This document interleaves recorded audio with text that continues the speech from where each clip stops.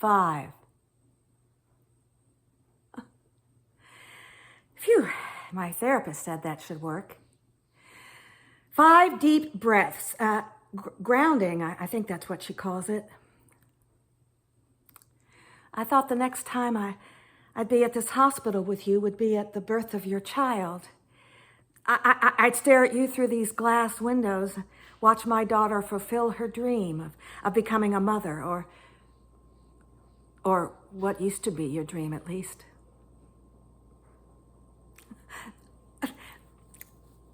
I was clearing out some clutter in the house last week. Oh, another suggestion from my therapist.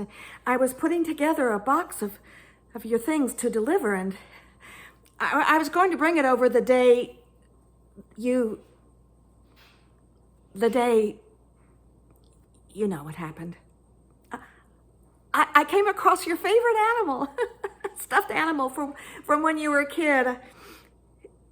If you were in your bed, this ratty old thing was clutched into your fists, and you refused to let it go. I still remember when you were a little girl, and you'd wake up nearly every night crying that there was a monster under your bed. Well, I'd have to turn the lights on, check under the bed, and try to reassure you that there was nothing. Well, the next night, I would hear your wailing again and calling for me to save you. Funny enough, anytime I asked you what the monster looked like, you said you didn't see anything. You knew, but you knew it was there. You could feel it. I didn't realize at the time that was the first signs. I told myself it was a phase. I knew that it would pass.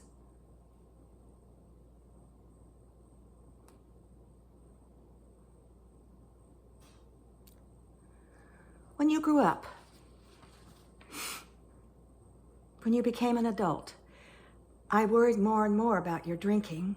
Whenever we had dinner together, it seemed you couldn't hold back from having the one extra glass of wine that would put you over the edge. I watched the drinking transition from enjoyment to necessity. Another phase, I told myself. I thought that too. Something that you would grow out of. Your insatiable thirst for life. Your need to feel the rush of every emotion, to it all fit in with who you are.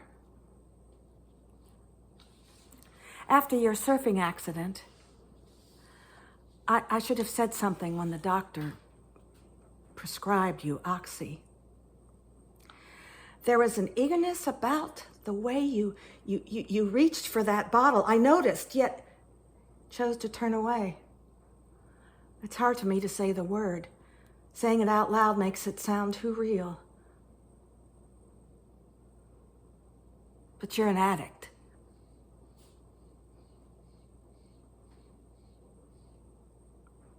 Yes, you're an addict, and you always have been. My daughter has been living with a disease that I refused to acknowledge, all because I kept telling myself that you were going through phases. It has never been in my control. I see that now. I used to pray for you every night, wishing you peace and recovery, hoping you'd somehow find the light out of your darkness. And lately, though, and I'm ashamed to admit it, instead of prayers, I'd started to think about what I might say at your funeral.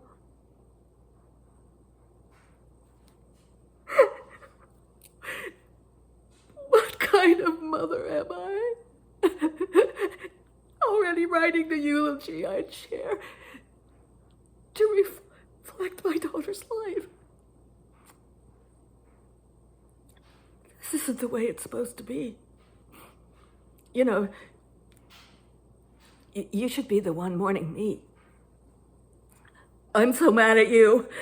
Some days I just want to scream with all my might until there's nothing left. Other days I want to curl up and cry for what used to be, for the mistakes I've made. Most of all,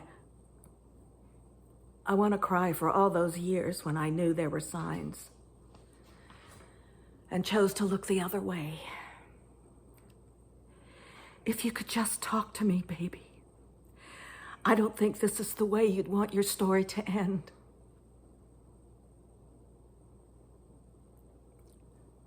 I wish you could cry out for me like you did when you were a little girl. This overdose, this addiction is the monster that you have been living with all along. I won't tell you that the monster isn't real this time. And if you could just wake up, I will do everything in my power to help you. You can still have it all. Sobriety, become a mother, whatever you want. Please, baby girl, come back to me.